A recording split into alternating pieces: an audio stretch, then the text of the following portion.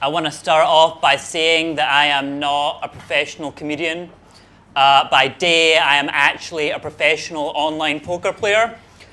A lot of people who I meet find it extremely impressive that I make a living playing poker, especially considering that life has obviously dealt me a bad hand.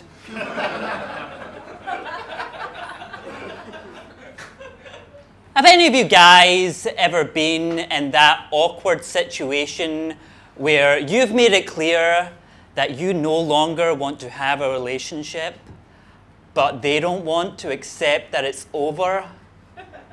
Oh my God, it is so frustrating because I moved from Scotland to Asia 2 years ago, and yet my parents still try and message me.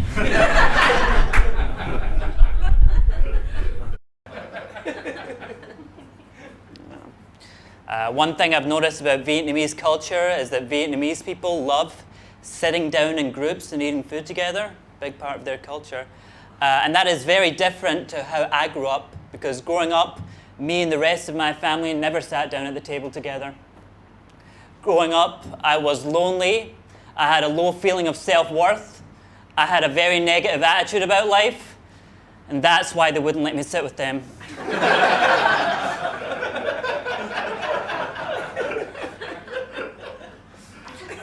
I like how in Vietnam the year starts off dry as a bone and then it changes to being constantly soaking wet and then it eventually dries up again. Has anyone else noticed that the weather in Vietnam is kind of like a woman's life cycle?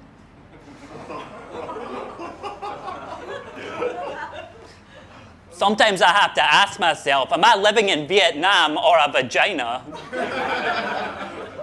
But give me a cheer if you are an expat living in Vietnam. I think the funniest thing about being an expat living in Vietnam is that local people know that as Westerners, we do get a lot more great opportunities in life. But what they don't know is that we're living here because we squandered them all.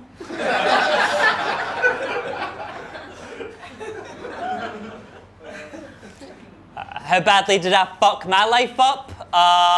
Well, let's just say that I left a bedroom so messy that it would make Jordan Peterson check back into rehab. I am literally the only reason why some girls have set their Instagrams to private.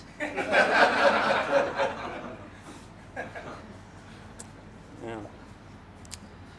But there are some things I don't like about Vietnam. Like, I don't like how even today it's very taboo in this country to say that you like the D. Doesn't matter if you're speaking to a Westerner or a local. If you tell that person that you want the D, they will look at you like you are a fucking animal. You guys all know what the D is, right? Durian. The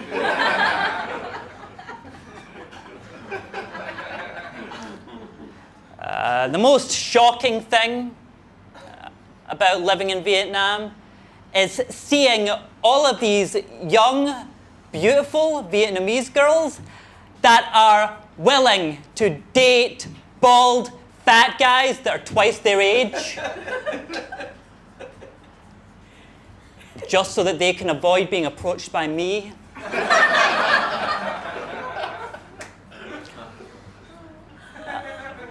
Apparently, Saigon and Hanoi are so different from each other that some people think of them as being separate countries, which I think is a very bizarre exaggeration to make about two different beers, but there you go.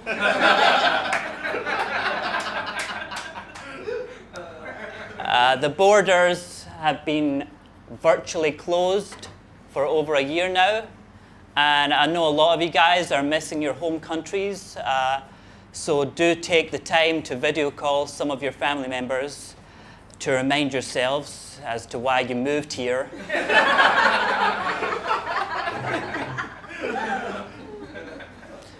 It fills me with such joy to be out here being able to perform this show tonight while my whole family are still trapped in a lockdown.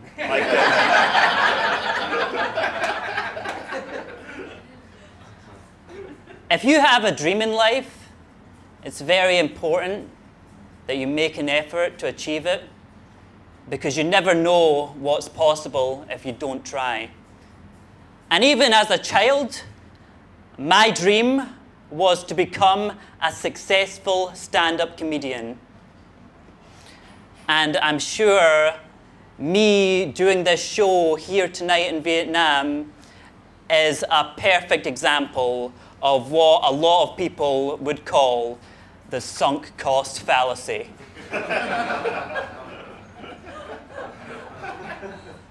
Now that joke might not get a lot of laughs tonight, but this is being recorded and will be put on YouTube, so it's going to age like fine wine. Yeah, God. How was the lockdown for you guys? Personally, I struggled to cope with the lockdown because I hadn't spent that much time sitting by myself, being isolated from everyone else since my high school prom. One of the most humiliating moments of my life was when someone at my high school, who I thought was my friend, rejected an invitation to my birthday party. It really hurt my feelings when he told me that he wanted to be nothing more than just my teacher.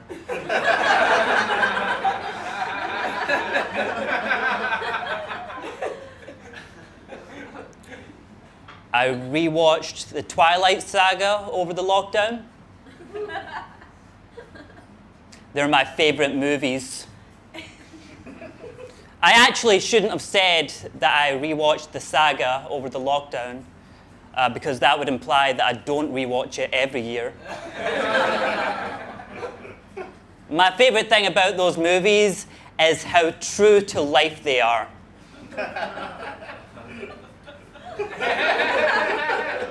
So this quiet and boring yet objectively good-looking girl moves to a new high school, and despite her making no effort whatsoever, she has two guys that are willing to fight to the death to be with her.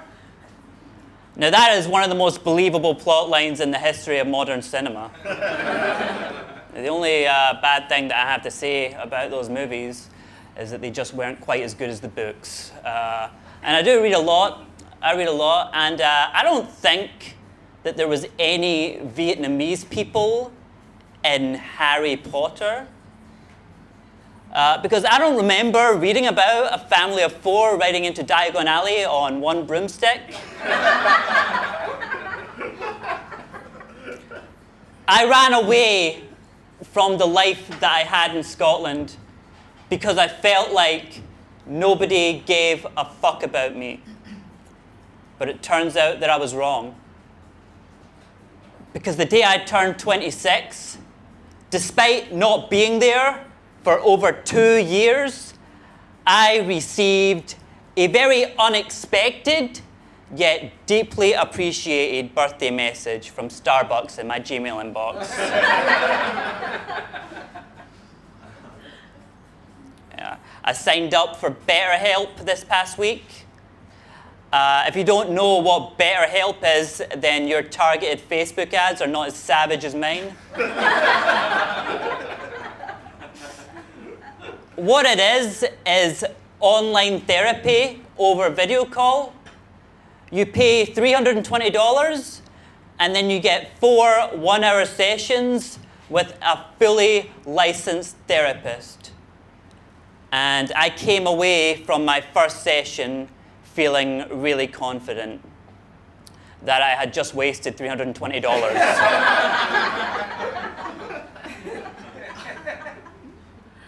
No refunds, but I feel like I am the real winner. because I'm not letting them have the other 3 hours. All my life, I have felt unlovable and worthless. And I don't need to pay some therapist on the other side of the world to just politely tell me that these assumptions I have about myself are accurate.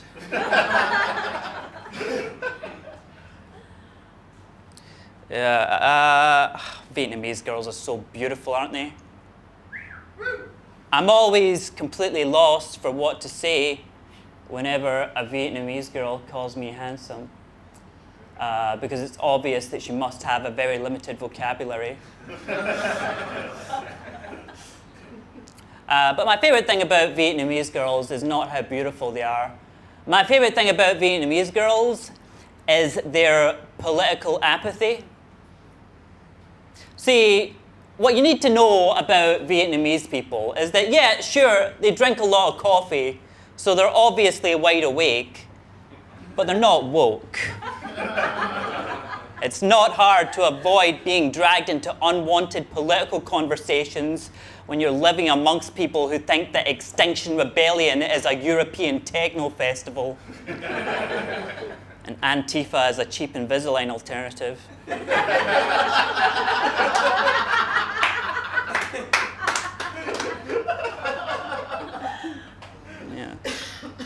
Yeah, if you put COVID to one side, there's really only 2 big political beliefs that are worldwide these days.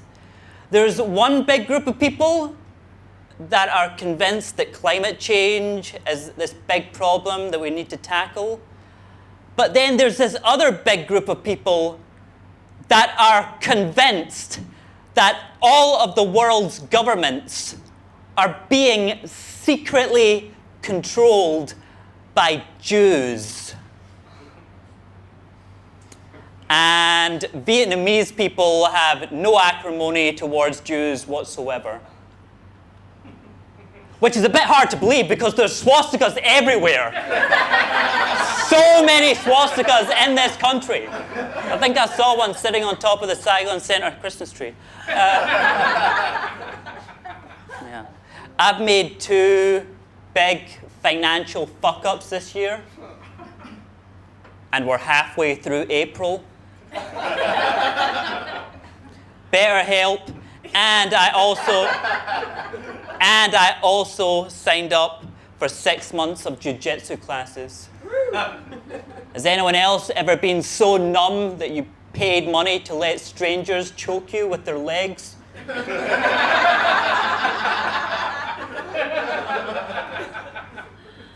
Yeah.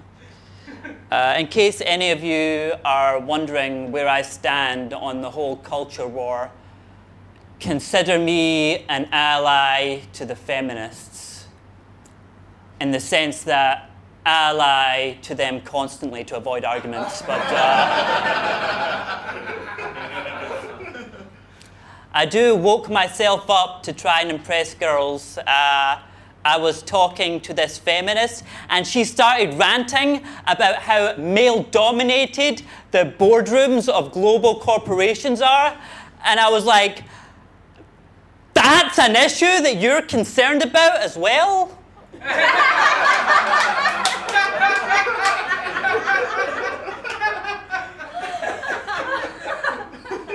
I thought I was the only one who cared. The male dominance of global corporations is fucking keeping me awake at night. Maybe you should sleep with me, actually. That might put me to sleep or whatever. That's how good I am at talking to women. Yeah. We may not be able to defeat the patriarchy, but we can definitely create some gender balance on my mattress. Yeah. Even though I am disabled, I do recognize that I am still fairly able-bodied.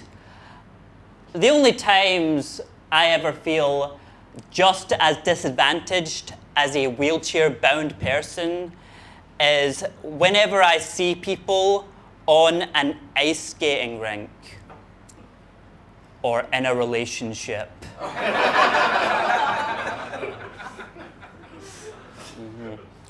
The most heartbreaking thing that has happened to me so far was when a girl I was seeing ended things because her parents wanted to meet me. And she obviously didn't think that her Vietnamese parents would approve of her dating the walking, talking Stephen Hawking, so that's when that ended. But to be fair to her, I wouldn't want any woman to go visit my parents unless it was Uma Thurman from Kill Bill.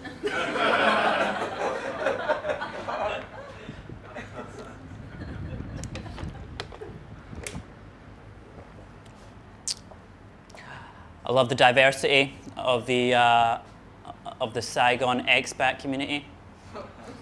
I was 13 years old when I had my first conversation with a black person.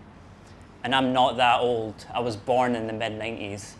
Now, I know that Scotland is obviously not the most ethnically diverse country in the world, but it is still quite remarkable that I made it all the way to my teens before I finally met a black kid that said hello back to me.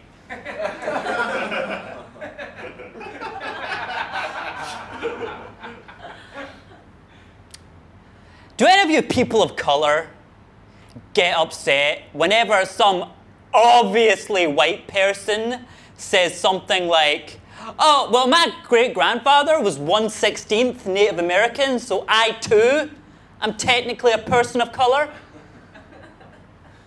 Well, people will try and pull that shit on me about disability. Like, I had one guy tell me that he was an amputee because he had been circumcised.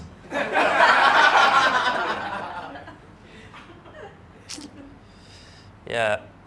Are you guys on dating apps? Yeah, I like dating apps because if you're ever talking to someone on a dating app and you don't know the answer to the question that they're asking you, you can just quickly exit the dating app and Google it. Google can't come to your rescue when you're trying to make small talk in real life. Like, I was speaking to this girl in a bar, and she was like, I'm an Aries. What's your star sign, Craig?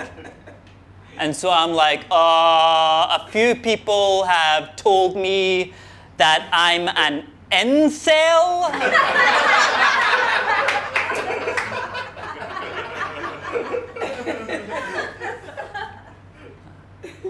But I have since found out, thanks to a quick Google search, that Aries are most compatible with Geminis. Yeah.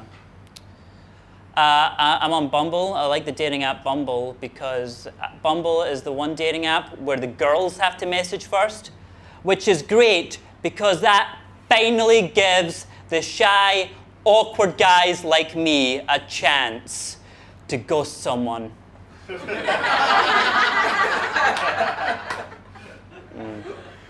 To tell you the truth, I only made a Bumble account because my Tinder profile was getting about as much traffic as a backpacker's hostel. But yeah, I stopped being a vegan recently. Yeah, stopped being a vegan recently. I thought that being vegan would be a very positive endeavor for me because, as we all know, most vegans are middle-class white people that are desperate to convince strangers that they're special.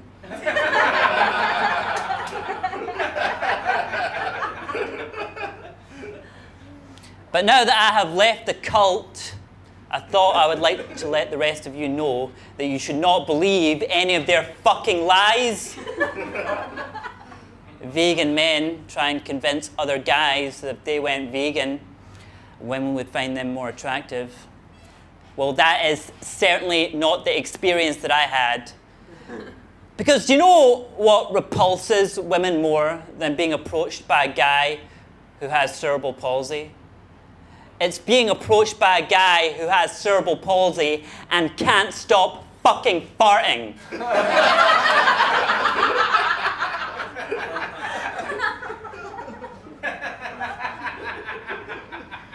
because that actually happens. And you need to start shitting like 5 times a day. And nobody ever warns you about that. You know, Peter's vegan starter kit doesn't include an extra roll of toilet paper. You know? But the worst thing about veganism is not what it does to your body or your asshole. The worst thing about veganism is what it does to your mind.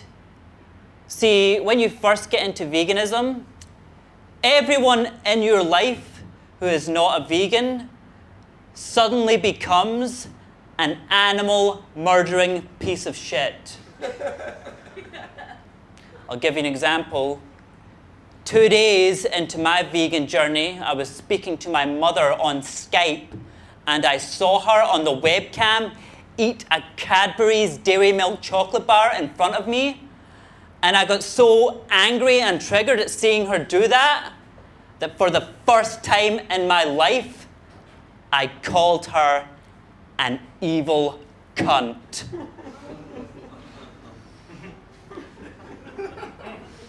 In case any of you are actually vegan, I'd like to let you guys know that bit's not actually true. I have called my mother an evil cunt countless times.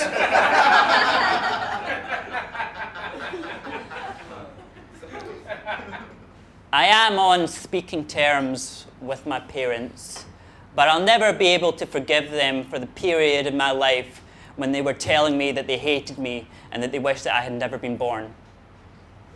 Really painful stuff, especially considering that I was only about 5 or 6 at the time, but yeah. It's very nice to be here. Let's talk about COVID. The vast majority of people that have died of COVID are in their 70s and 80s, which is absolutely heartbreaking because almost everyone that I have a problem with are in their 20s and 30s.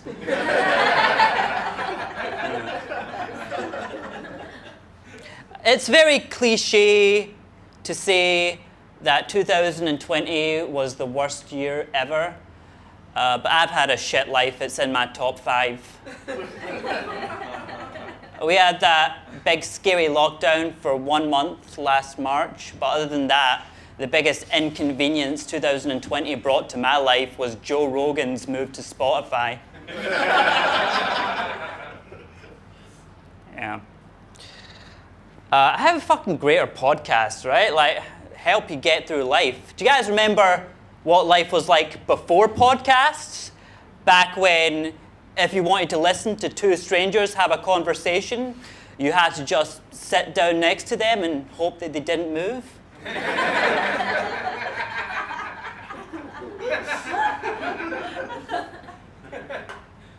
Yeah, it's. I feel very blessed to be here. The Western world is struggling to count the bodies, but you could fit everyone who's died of COVID in Vietnam onto 7 Honda Airblades.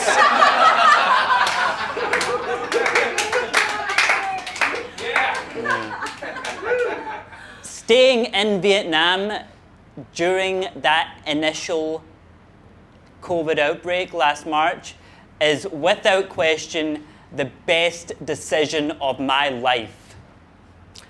And what I've been debating about ever since is whether or not that wonderful decision has made amends for all the fuck-ups that brought me here in the first place. Yeah, it's so good to be here. And there are more people in this bar right now than have died of COVID in Vietnam, if you include the people downstairs not watching the show. And I think Vietnam has every right to brag about their success in defeating COVID. Vietnam. Not us. They closed the borders and sprayed the streets with disinfectant. We were just lucky enough to be in the right place at the right time.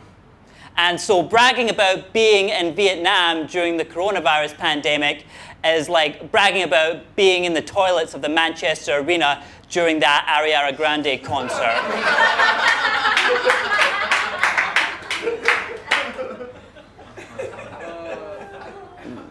I recognize that that is a very bleak thing to say.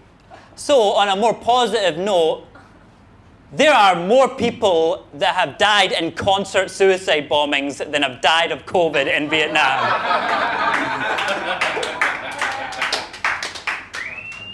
Yeah. Do you remember Vietnam before COVID? It was pretty nice. My sisters came to visit me while I was living here before COVID.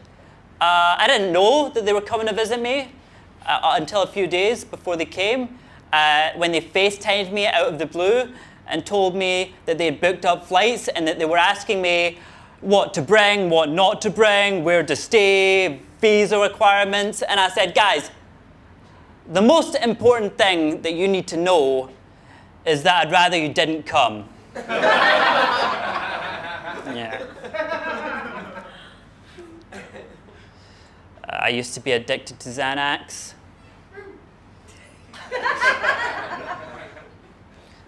Xanax, of course, is a prescription pill that is used to treat anxiety. But I'm going to be honest with you guys and tell you that I started popping those Xannies for that other A word, attention. But that didn't work out too well because I still only have about 35 followers on TikTok. Xanax, used in high doses, works as a tranquilizer. It puts you to sleep, which was very useful for me because I spend a lot of my time lying in bed at night worrying about the gender imbalance of global corporations.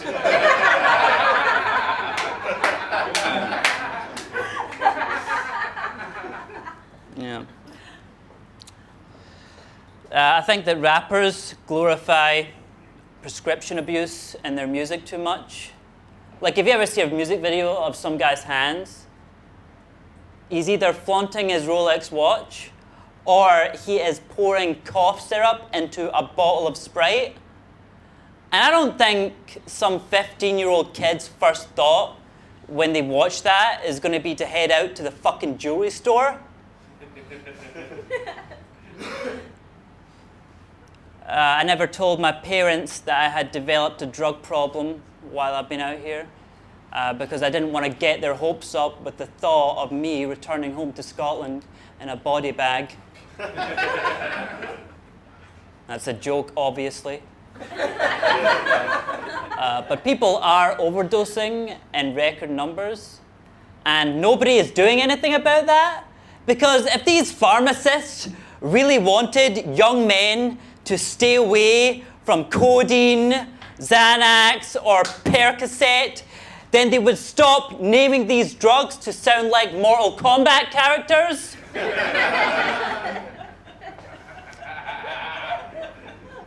Maybe then there would be less fatalities.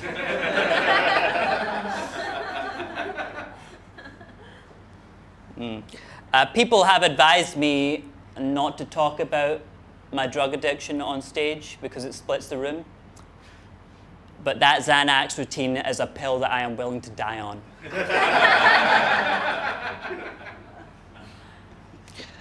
Yeah, I'm clean and sober now, completely clean and sober now. I've even stopped drinking, stopped going to nightclubs. I've stopped going to nightclubs because every time I was in a nightclub and I told a girl that I think they're cute and that I'd like to buy them a drink, they would always get very grabby. And by that, I mean that they would book up a Grab and get the fuck out of there.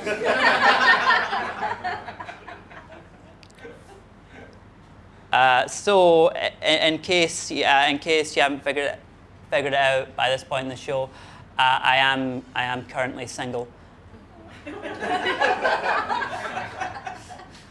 I am trying to put myself out there, but there are some unwritten rules to dating. Like, have any of you guys heard that people like to date people that they think are about as attractive as they are? A girl explained that to me last week. She told me that I need to realize what league I'm in and that I should take a look at my reflection in a mirror and start being realistic with who I ask out. And that's what she said. She could have just said no. Obviously looking out for all of you other girls. One time a girl gave me an extremely brutally honest rejection. She just straight up told me that any guy she ever dates must have 2 strong, fully functioning hands. And those words really concerned me because it sounded like she was looking for a boyfriend who could potentially strangle her to death.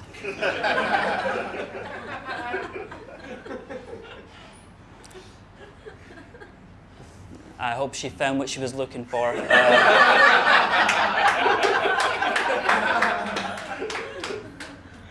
Any gym goers here tonight? Yeah. I've been spending a lot of time this year in the gym, as I'm sure you can't tell.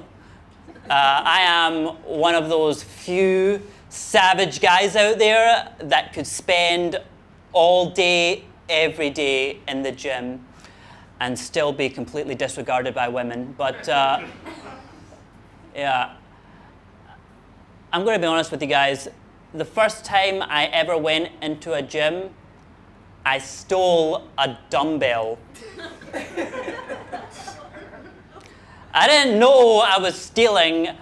When the instructor was showing me around, he told me that those were the free weights. I'm from Scotland. We have free healthcare, free university, and free prescriptions. How the fuck was I supposed to know that that word had a double meaning? And how the hell have all the supplement stores survived the coronavirus? Have any of you guys ever been into a supplement store before?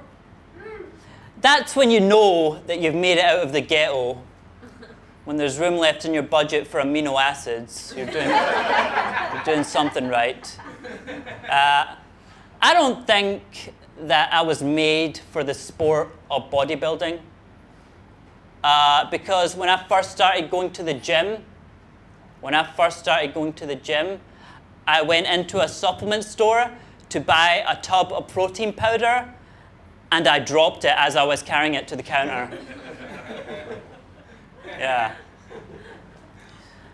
People do ask me why I go to the gym every day, and it's because I may be disabled, but I am also a white man living in Southeast Asia, so it's not as if the world is forcing me to do any heavy lifting by itself. But the real reason why I go to the gym every day is because I like muscly girls. Yeah. But unfortunately for me, muscly girls only want to date big alpha males. And so I have been thinking about using steroids as a currency to pay female bodybuilders for sex.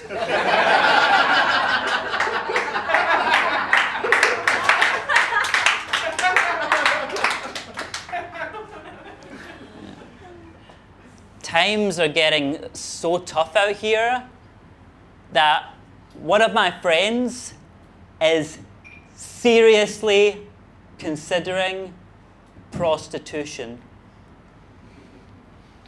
So long as I double wrap and pay up front.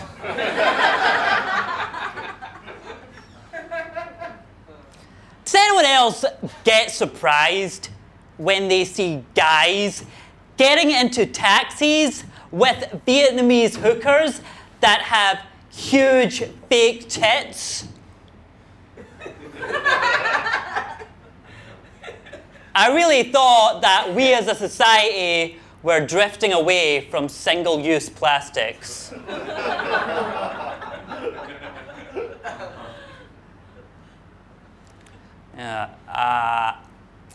One of my guy friends told me that you need pickup lines to get girls, which was very upsetting to hear because when you have cerebral palsy, it's obviously a lot harder to pick up anything. But I am very happy now because I have started following this really hot girl on Instagram, and I have been liking all of her posts and reacting to all of her stories, and we went on a date.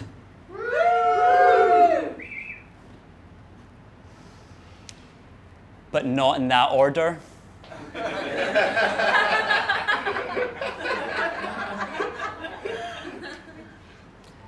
We initially met on a Bumble date, but she left after 2 minutes when she realized that I was disabled. She told me she was going to the bathroom and then never returned. Now, you guys might be wondering, if a girl ditched me 2 minutes into a Bumble date, why on earth would I go and follow her on Instagram, like all of her posts, and react to all of her stories? But how the fuck else can I let her know that I'm still interested?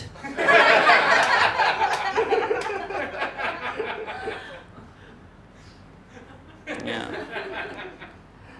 Being hopelessly single is such a massive part of my identity at this point that if by some miracle I ever did get a girlfriend, I would need to go back and rewrite my entire manifesto.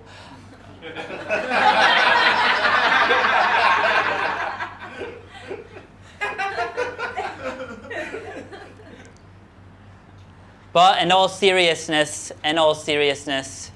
since moving to Vietnam, for the first time in my life, I have finally met some girls that are genuinely interested in dating me. Which just goes to show that the weakness of my hand does not outweigh the strength of my passport. Thank you very much. Have a great evening.